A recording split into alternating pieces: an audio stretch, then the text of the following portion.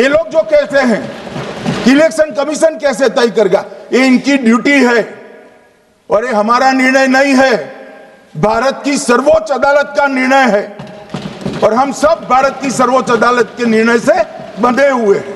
किसी को भी अगर वेरीफाई करना है तो लाल बाबू हुसैन बनाम मतदाता रजिस्ट्रेशन ऑफिसर 1995 का जजमेंट निकालकर मान्यवर दे दे। मान्यवर, विपक्ष के नेता राहुल गांधी जी ने 5 नवंबर 2025 को एक प्रेस कॉन्फ्रेंस में परमाणु बम फोड़ा। अब वो परमाणु बम के अंदर उन्होंने कहा कि हरियाणा में एक ही घर में 501 वोट पड़ गए।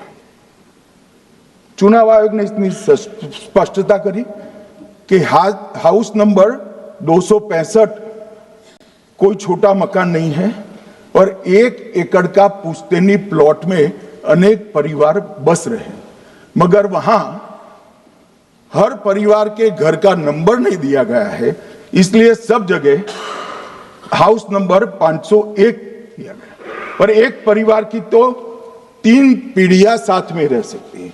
और पुराने नंबर से ही जब हरियाणा में कांग्रेस की सरकार चुनी गई तब से ये नंबर इसी तरह से चल रहा है। ये ना कोई फर्जी घर है ना फर्जी वोटर है। मान्यवर, वोट चोरी का नैरेटिव बनाने के लिए मान्यवर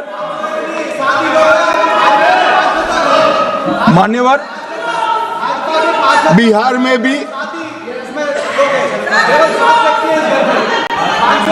मेरा भाषण पूरा हो जाने दो। नहीं, आप अभी पूरा भाषण नहीं, कई बार नाम आएगा।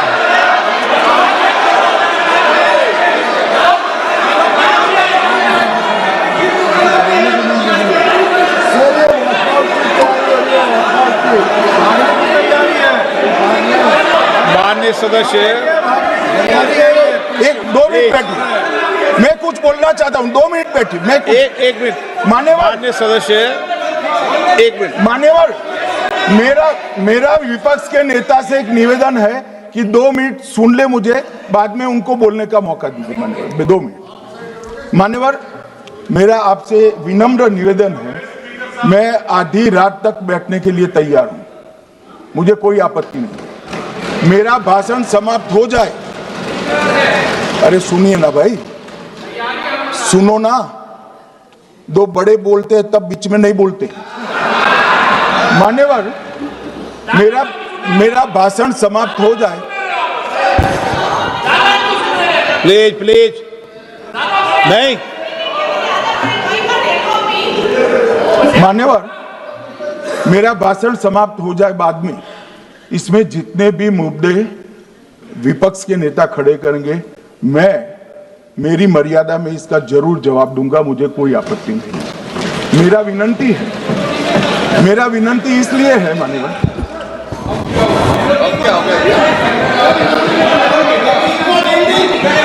एक मिनट, उनको पूरी बात करने दें। हाँ। मान्यवर, मेरा विनंती भी, मान्यवर, नो प्लीज डिबेट नहीं करते बेटे। मान्यवर, मेरा विनंती इसलिए है कि शायद वो जो मुद्दा खड़ा करना चाहते हैं उसका जवाब मेरे आगे भाषण में आ जाएगा तो मुद्दा ही नहीं बचेगा, इसलिए मैं कह रहा हूं मुझे पूरा सुन लिया जाए। मान्यवर, बिहार में एक मतदाता की उम्र 34 साल बताई गई, 34 साल की है, इसको 124 साल बताया गया। सच था कि इसमें उम्र 124 बार छपी थी। बाद में मिंता देवी जी ने खुद बताया कि उन्होंने ऑनलाइन आवेदन किया था और वो ऑनलाइन आवेदन करने में गलती हो गई, इसके कारण उम्र 124 बार साल छपी थी। अब इसके आधार पर मतदाता सूची पर प्रश्न कर दिए। सुबोध कुमार नवादा, प्रेस कॉन्फ्रेंस में कहा गया कि एक राजनीतिक दल के BLA है, इनका नाम कभी आया ही नहीं, वो भी सच नहीं निकला। रंजू देवी रोहतास, उनको कहा कि एक कार्यकर्ता, उन्होंने बाद में रंजू देवी जी ने स्टेटमेंट दिया, जबरन बुलाकर उनकी वोटर लिस्ट से नाम काट लिया गया, ऐसा आरोप हुआ। तो रंजू देवी ने यही कहा कि कांग्रेस के कार्यकर्ताओं को कहने पर मैंने गलत जानकारी दी थी।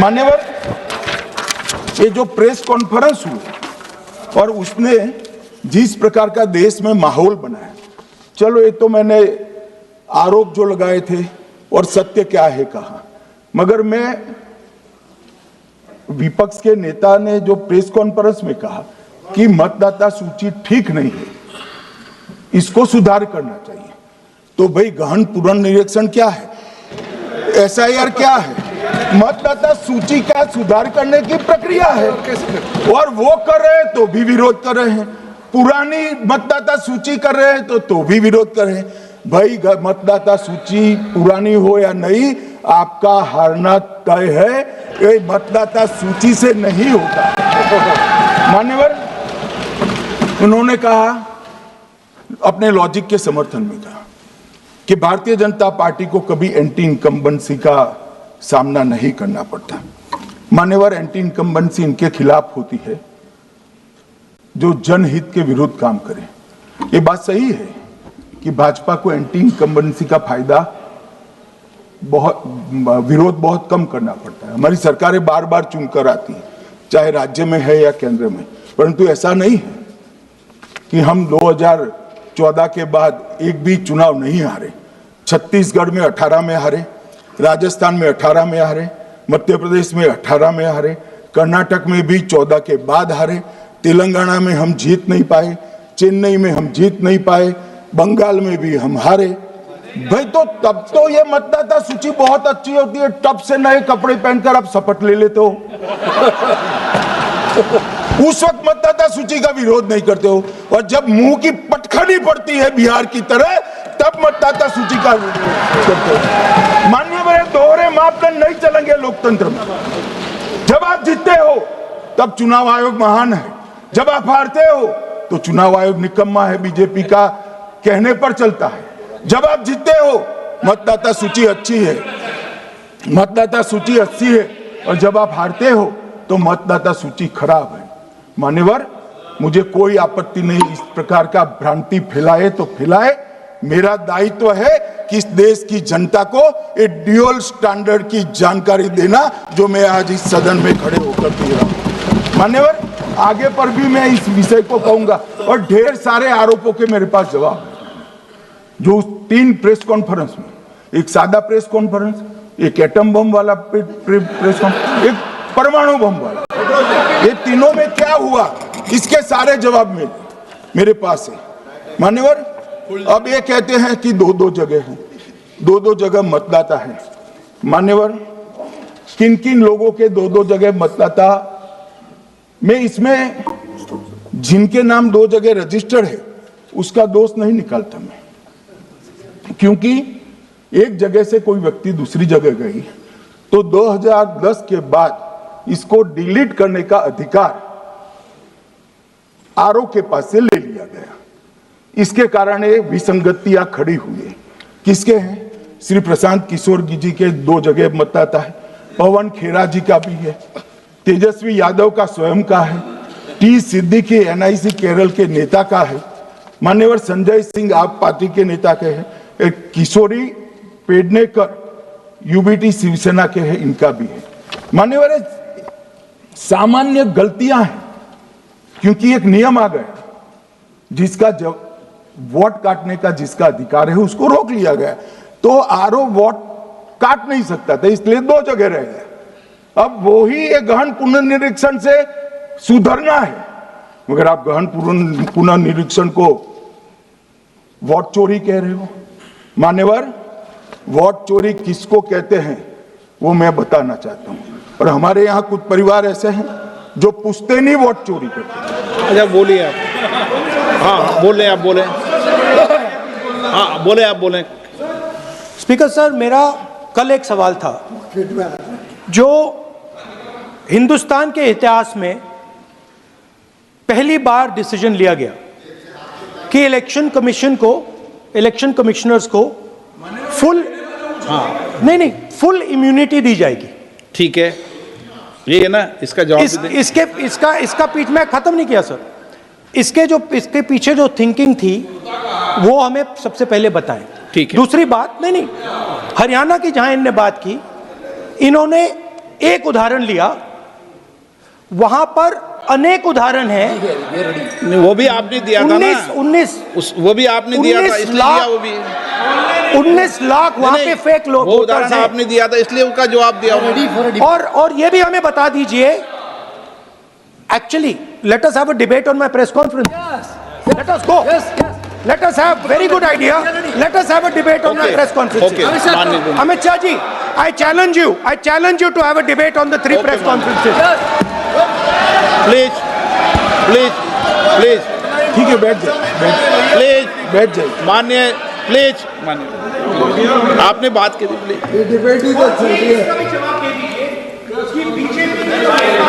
उत्तर प्रदेश में और हरियाणा में दोनों चुनाव में वोट कैसे दे रहे हैं, प्लीज ये भी जवाब दे दीजिए।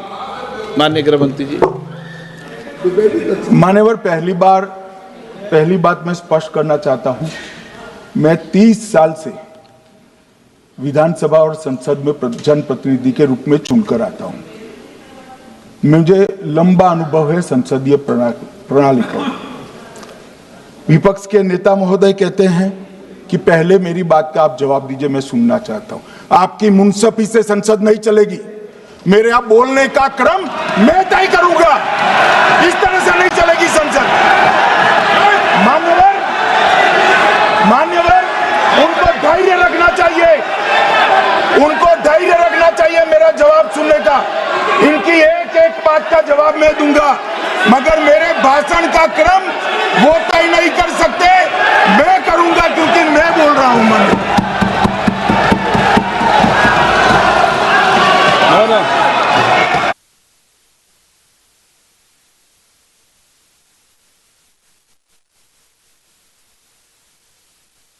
एक मिनट गृह मंत्री जी, एक मिनट गृह मंत्री, क्या गलत बोला उन्होंने यही बोला, आपने जो बात उठाई है मुझे कब बोलना है मैं तय करूंगा, यही बोला ना, उसमें क्यों उत्तेजित हो रहे हो आप? हाँ, आपके 2-2 मिनट में खड़े होने से थोड़ी जवाब देते रहेंगे। नो, माननीय गृह मंत्री, नहीं हो सकता। मैं आपको फिर मौका दूंगा, आपको।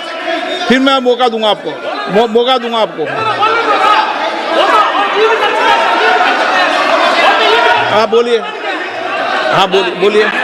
सर, ये बोलिए। आपने अगर अमित शाह जी का रिस्पांस देखा तो ये कंप्लीटली डिफेंसिव रिस्पांस है, ये घबराया हुआ रिस्पांस है, ये डरा हुआ रिस्पांस है। अब सुनिए पूरी बात, प्लीज मानिए। नो, सच्चा रिस्पांस नहीं है।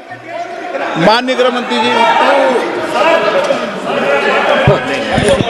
मान्यवर, आपके चेहरे पर बैठो। मान्यवर, आपके चेहरे पर चिंता की लकीरें मैं देख रहा हूं कि मैं क्या बोलूंगा। मैं उनके उकसावे में नहीं आऊंगा, मैं मेरे विषय पर बोलूंगा। मान्यवर, मैंने इतना ही कहा कि मैं मेरे भाषण का क्रम मैं तय करूंगा।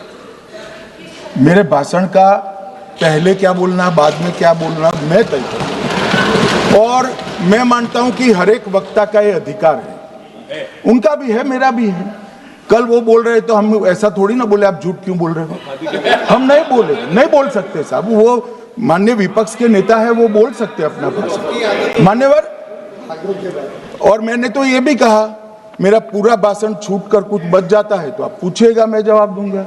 मगर अब धैर्य भी चाहिए और सुनना भी चाहिए, दोनों चीजें करनी पड़ती है। मान्यवर, वोट चोरी का कोहराम बचा है। मैं वोट चोरी किसको कहते हैं वो बताना चाहता हूं। वोट चोरी के 3 आयाम हैं। एक तो मतदाता नहीं है, मतलब योग्यता नहीं है, और आप वोटर बन जाते हो तो वोट चोरी माना जाएगा। दूसरा, आप गलत प्रकार से चुनाव जीतते हो तो वोट चोरी माना जाएगा। और तीसरा, जनादेश को डिफाई करते हो, मतलब वोट के विपरीत आप कोई पद प्राप्त कर लेते हो तो भी एक प्रकार से वोट चोरी होता है। अरे सुनो ना, क्यों जल्दबाजी करते हो मानिकम, क्यों? अब मैं 3 वोट चोरी की घटनाएं बताना चाहता हूं। सबसे पहली घटना हुई आजादी के बाद देश का प्रधानमंत्री तय करना था। तय कौन करना था? तो उस वक्त के जितने प्रांत थे इसके कांग्रेस के अध्यक्षों ने, उनके एक एक वोट से तय होना था। अब 28 वोट श्री सरदार पटेल को मिले और 2 वोट जवाहरलाल नेहरू जी को मिले।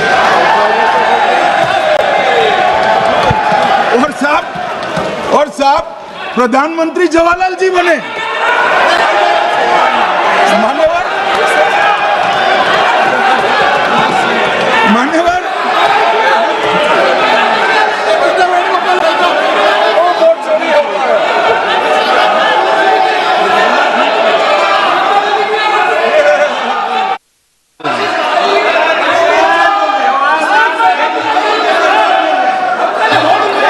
प्लीज माननीय गृह मंत्री जी, माननीय गृह मंत्री जी प्लीज।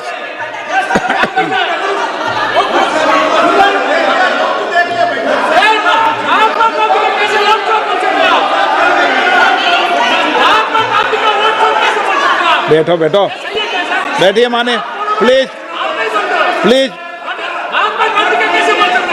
प्लीज।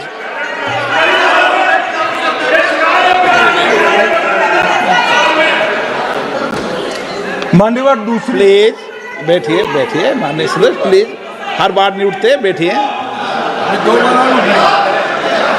मान्यवर दूसरे प्रकार की वोट चोरी और नैतिक तरीके से चुनाव जीते, ऐसी वोट चोरी भी भूतकाल में एक बार हुई थी। श्रीमती इंदिरा गांधी रायबरेली से चुनी गई। इलाहाबाद हाईकोर्ट में श्री राजनारायण पहुंचे कि चुनाव नियमों के अनुसार नहीं हुआ। इलाहाबाद हाईकोर्ट ने ये तय कर दिया कि श्रीमती गांधी ने उचित तरीके से चुनाव नहीं जीता है, हम इसको रद्द कर दें। मान्यवर ये भी वोट चोरी थी, बहुत बड़ी वोट चोरी थी। और उसके बाद में क्या हुआ? उसके बाद में क्या हुआ? उसके बाद में वो वोट चोरी को ढकने के लिए संसद में कानून लाया कि प्रधानमंत्री के खिलाफ कोई केस ही नहीं हो सकता। मैं विपक्ष के नेता को कहना चाहता हूं, इम्यूनिटी की बात आप चुनाव आयोग की पूछ रहे हैं, इसका तो मैं जवाब दूंगा, इसका मैं जवाब दूंगा इम्यूनिटी का। मगर ये इम्यूनिटी जो श्रीमती गांधी ने दी थी, इसके लिए आपका क्या कहना है? आपका क्या जवाब है? और उन्होंने तो स्वयं के लिए ले ली। उनका आरोप है। प्लीज ऐसे नहीं चलता मान्यवर। आप जब बोले, जब 5-5 मिनट उठेंगे क्या? ये मान्यवर उनका आरोप है। आप भी बोले, आप भी बोले, आप भी बोले। नो, गलत। 1-1 मिनट में सदस्य नहीं उठेगा ना। मान्यवर उनका आरोप है कि सरकार ने बनाया तो लोकतंत्र ने बनाया, तो जो समय का केस था वो बताया है, आगे का तो बताया। मोदी जी को भी सब लोगों ने प्रधानमंत्री बनाया है भाई, आपकी कृपा से नहीं बने हैं। मान्यवर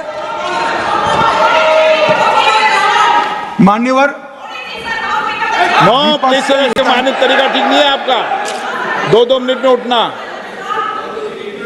मान्यवर विपक्ष के नेता ने कहा कि आपने चुनाव आयुक्तों को इम्यूनिटी दी। इनका आरोप सत्य नहीं है, मैं इसकी बात बाद में करता हूं। परंतु हमने तो चलो मानो चुनाव आयुक्त को इम्यूनिटी दी, श्रीमती गांधी ने तो अपने आप को इम्यूनिटी दी थी। और फिर जब ये संवैधानिक सुधार के वायरस चैलेंज हुए तो वो केस जीतने के लिए 2, 3 और 4 नंबर के सर्वोच्च न्यायालय के जज को बाईपास कर चौथे नंबर के जज को चीफ जस्टिस बनाया और वहां केस भी जीत लिया। और मान्यवर ये तो इतिहास है, कौन झुठला सकता है? इनको कोई पढ़ाता नहीं है इतिहास, ये तो इतिहास है। सर्वोच्च अदालत और संसद के रिकॉर्ड में रखा हुआ इतिहास है। इसके खिलाफ लल्लन सिंह जैसे कितने लोग पूरा जीवन लड़े बिहार में, इमरजेंसी के खिलाफ जेल में गए, लाखों लोग गए। और तीसरी वोट चोरी कहना चाहता हूं, तीसरी वोट चोरी का प्रकार मैंने बताया था कि योग्यता नहीं है और मतदाता बन जाना। अभी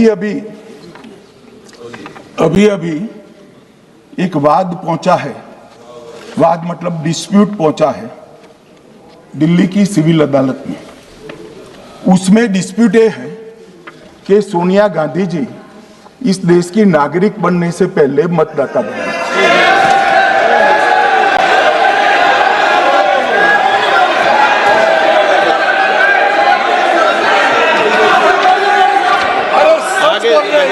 आगे सुनो, बोल क्या रहे, पूरी बात तो सुनो।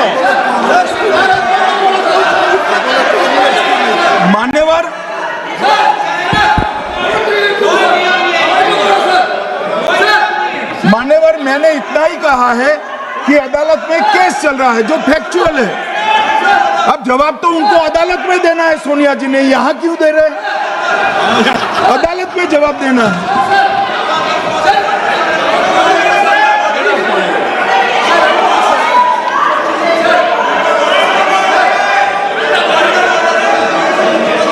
बीच के भाषण में पॉइंट ऑफ ऑर्डर नहीं होता। नहीं है सर, दिलाइए सर। मुझे याद है जो माननीय सदस्य नहीं है, ये 352 ये रहा, 352 टेबल पे रहता है, मुझे वहां याद है 352।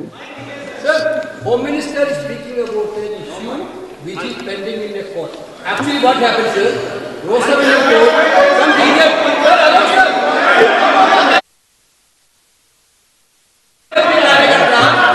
filed a case on Madam Sonia Gandhi's voting on that 80. Sir, that Ross Avenue Court dismissed that case without, there is no substance in that case. After that, the same person given an appeal.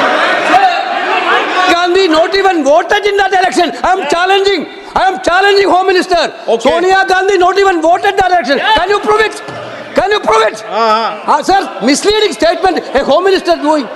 Sir, you are what is this, sir? एक minute please दादा, एक minute please. No, बैठिए। No मान्य please. देखिए मान्य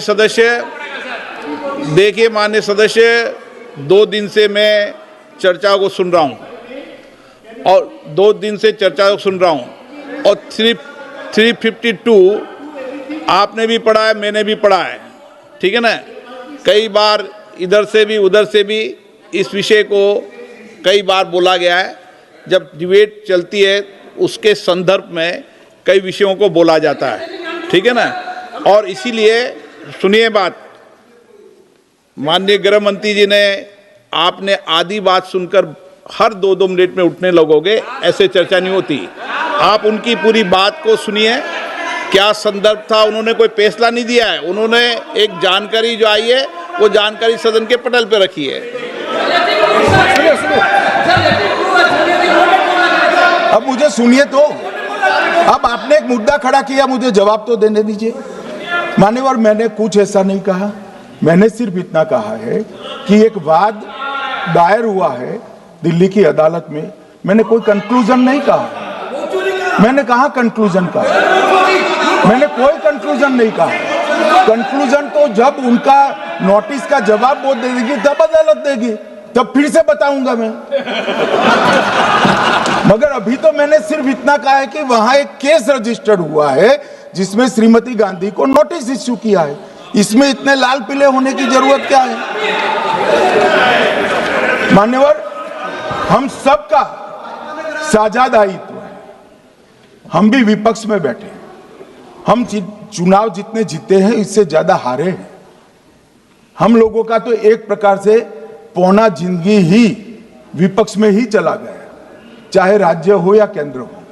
कई चुनाव हमारे, हमने चुनाव आयुक्त और चुनाव आयोग पर कभी आरोप नहीं लगाए। एक नया पैटर्न खड़ा, एक नया पैटर्न। मैं पूरा वाक्य नहीं बताना चाहता। श्रीमती ममता बनर्जी ने चुनाव आयोग पर आरोप लगाए, स्टालिन जी ने लगाए, बीडी सतीशन जी ने लगाए, श्री राहुल गांधी ने लगाए, मल्लिकार्जुन खड़गे जी ने लगाए, तेजस्वी यादव जी ने लगाए, अखिलेश यादव जी ने लगाए, वी शिवन कुट्टी ने लगाए, हेमंत सोरेन जी ने लगाए, भगवंत मान जी ने लगाए। अब पहले तो ऐसी परंपरा सिर्फ कांग्रेस पार्टी में थी, मगर संपर्क का दोष कहता होता है साहब, ये सारे इंडिया अलायंस वाले चुनाव आयोग के खिलाफ आए। मान्यवर चुनाव आयोग एक तटस्थता से चुनाव कराने वाला संस्थान बनाया गया और इसकी मान्यता कोई पॉलिटिकल पार्टी ने नहीं दी, भाग और अनुच्छेदों के तहत हमारे संविधान ने दी और ये संवैधानिक प्रक्रिया है। इस संवैधानिक प्रक्रिया पर सवाल खड़े कर कर, अनर्गल आरोप कर कर आप पूरे चुनाव आयोग की एक प्रकार से पूरे दुनिया में इसकी छवि को धूमिल करने का काम कर रहे हैं। आपको लगता है कि आप सरकार की छवि धूमिल करें? ना जी, आप पूरी दुनिया में भारत के लोकतंत्र की छवि को धूमिल करें। मान्यवर सरकार का तो इतना ही सवाल है, मान्यवर सरकार का तो इतना ही सवाल है कि भारत के मतदाता क्या सोचेंगे, मगर मतदाता का सोचने का सवाल नहीं है। मतदाता को तो मालूम है कि हमने तो वोट दिया है इसलिए चुनकर आए हैं, तो उसके मन में कोई डाउट नहीं है। ये वोट चोरी करते रहे, घुसपैठिया बचाओ यात्रा निकाली और बिहार में 2/3 बहुमत से हम जीते। मान्यवर ये जो नई परंपरा शुरू हुई कि देश के अंदर चुनाव न जीते तो चुनाव आयोग को बदनाम करो, चुनाव प्रक्रिया को बदनाम करो, मतदाता सूची को बदनाम करो, ये हमारे लोकतंत्र का भला नहीं करेगी। यही आयुक्त के तहत, यही सरकार के होते हुए आप कई चुनाव जीते, हम कुछ नहीं बोले, हम पार्टी में बैठकर इसकी मीमांसा की, मगर ये लोग चुनाव आयोग पर। प्लीज नो, आप बैठिए, आप ठीक है बैठिए। माननीय सदस्य प्लीज प्लीज। मान्यवर मैं थोड़ी स्पष्टता के लिए आंकड़ा देना चाहता हूं। मई 14 में श्रीमान नरेंद्र मोदी इस देश के प्रधानमंत्री बने, तब से उनको आपत्ति है। तो एनडीए क्या क्या जीती? 3 लोकसभा चुनाव हम जीते, 41 राज्यों के विधानसभा चुनाव जीते, तो हम 44 विधानसभा टोटल चुनाव जीते हैं 2024 से 25 तक। मगर वो भी 30 चुनाव जीते हैं अलग अलग विधानसभा में, 30 जगह पे। अगर मतदाता सूची करेक्ट है तो क्यों शपथ लिया, क्यों चुनाव लड़ा? अब बताइए देश की जनता को। आप लोग यहाँ कैसे पहुंचे? श्री राहुल गांधी जहां से चुनकर आए थे, वो वायनाड की मतदाता सूची में भी मेरी पार्टी ने प्रेस कॉन्फ्रेंस कर इसी प्रकार की डिस्क्रिपेंसी को बताया है। इसका जवाब नहीं देते। हमने अमेठी का भी बताया है, इसका जवाब नहीं देते हैं। मान्यवर ये चुनाव की मतदाता सूची में जो थोड़ी बहुत गलतियां हैं, उसको वो लोग मुद्दा बनाते हैं चुनाव हारने का। चुनाव हारने का कारण है नहीं, मैं अंत में बताऊंगा क्यों हारते हो चुनाव, मैं बताऊंगा मान्यवर अंत। परंतु फिर भी चलो मान ले कि मतदाता सूची ठीक नहीं है, तो गहन पुनः निरीक्षण का मतलब ही ये है कि मतदाता सूची को सुधारने की प्रक्रिया।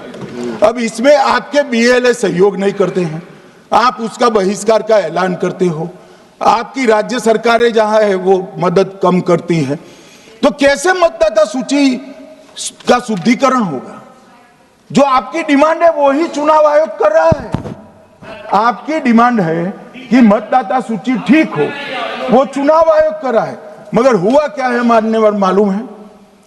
इनको अब अगर प्रेस में कोई पत्रकार उनको पसंद ना आए ऐसा सवाल पूछते हैं तो तुम बीजेपी के एजेंट हो ऐसा कहते हैं।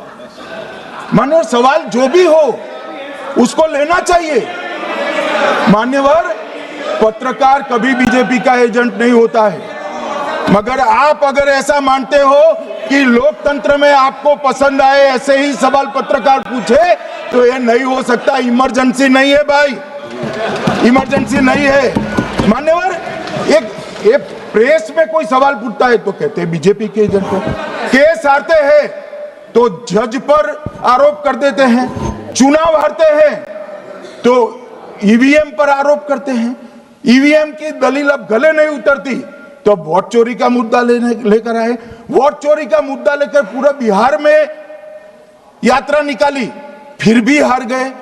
अब हारने का कारण आपका नेतृत्व है, ये हारने का कारण ईवीएम और मतदाता सूची नहीं। और अगर ये मानते हैं मान्यवर, अगर ये मानते हैं कि इनको कोई पूछने वाला नहीं है, भगवान करे मैं गलत पड़ जाऊं, कांग्रेस के कार्यकर्ता इनका हिसाब मांगेंगे। एक दिन कांग्रेस के कार्यकर्ता इनका हिसाब मांगेंगे कि इतने चुनाव कैसे हार गए। मान्यवर, कोई जज आजादी के इतने साल में नहीं हुआ है मान्यवर कि कोई जज एक जजमेंट दे तो जज के खिलाफ इंपीचमेंट लेकर आते हैं। अपनी वोट बैंक को एड्रेस करने के लिए इंपीचमेंट लेकर आते हैं मान्यवर। और ये सारे ने तो साइन कर दिया, साथ ही साथ उद्धव जी ने भी साइन कर दिया। उद्धव जी, जजमेंट क्या है? एक पहाड़ी पर मान्यता है कि हाँ सबसे ऊपर दिया जलाया जाए। मान्यवर, एक वोट बैंक को संभालने के लिए एक हाईकोर्ट के जज के सामने इंपीचमेंट लेकर आए हैं। देश की जनता उनको मदद नहीं करे।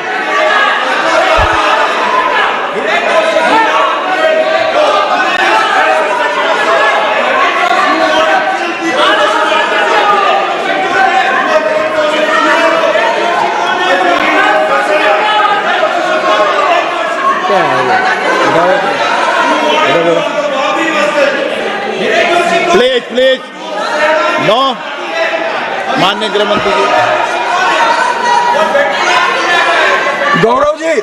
गौरव जी बैठ जाइए, नया मुद्दा शुरू हो रहा है। प्लीज, अरे भैया प्लीज मेरी बात सुनो ना। माननीय गृह मंत्री जी, माननीय गृह मंत्री जी, माननीय गृह मंत्री जी, नया मुद्दा शुरू हो रहा है, फिर से खड़ा होगा होना, आप बैठ जाइए प्लीज। नो नो,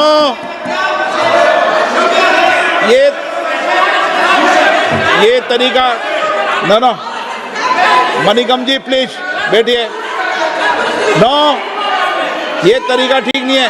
प्लीज बैठे बैठे बैठे। हर आपको ज्यादा समस्या है क्या हर 2 मिनट में खड़े होने की? हर 2 मिनट में खड़े होने की समस्या है क्या आपको लोगों?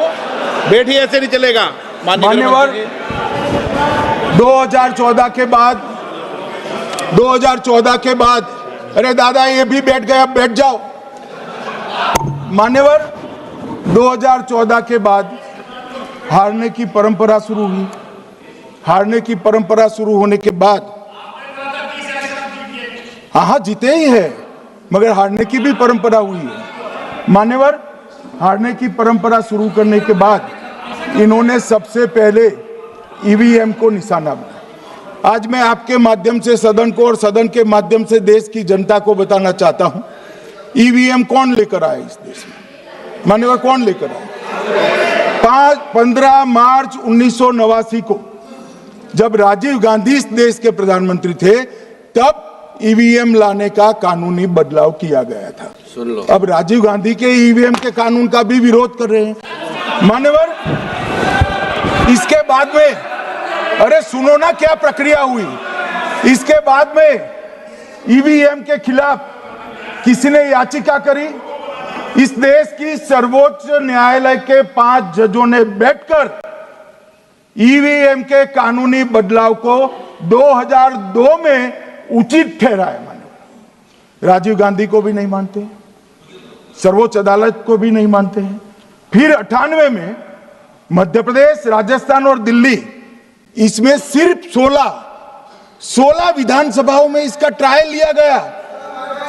कितना केयरफुल है ये भी बताता हूं। हुडा बैठो, ये भी कितना केयरफुली चुनाव आयोग आगे बढ़ा है। मध्य प्रदेश, राजस्थान और दिल्ली, ये राज्यों की सिर्फ 16 विधानसभा में इसका ट्रायल लिया गया।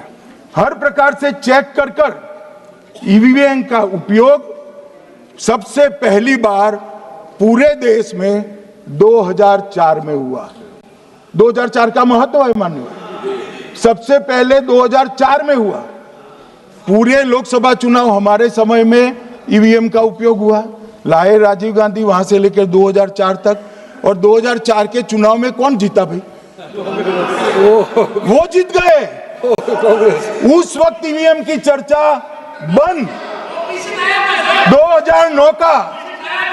2009 का चुनाव हुआ, पूरा ईवीएम से हुआ, ये जीत गए। चुप्पी साध ली। 2014 में सब हम जीते तो कौ चालू कर दी। वो सरकार में थे। मान्यवर, ये क्या है? जब कानून आप लाए, मशीन आपने इंट्रोड्यूस किया, चुनाव आप पहला जीते मशीन से, दूसरा चुनाव जीते, मौत से 10 साल राज किया और हार गए तो फिर रोते हैं। मान्यवर, देश की जनता मानती है इसको। और दूसरी बार जब चुनाव आयोग को भी लगा कि सच्चे झूठे आरोप होते हैं, तो इस पर रिसर्च की एक प्रक्रिया हुई मान्यवर।